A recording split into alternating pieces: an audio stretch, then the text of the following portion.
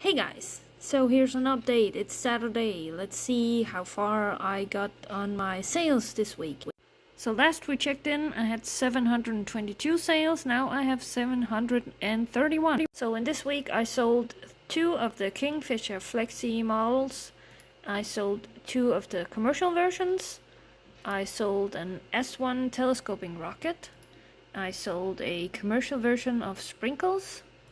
I sold a flying baby axolotl, and then I sold a commercial version of my birthday dragon. And then, of course, my son sold one of his monkey business dragons, commercial versions, and I will be withdrawing that from my total, so it won't be figuring in my number.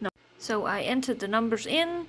31.73 is what I sold in euros, and we are at 344.92 euros, and we are still missing 1,024 euros. I'm quite happy with this week's sale. 9 sales in a week is actually pretty good, and even in January, I can't say that month's name. And also I went into hibernation. I pulled out my unicorn suit because it's dark and cold and rainy here in Denmark, so yeah. But I will update you again in a week's time, next Saturday. Take care. Bye bye.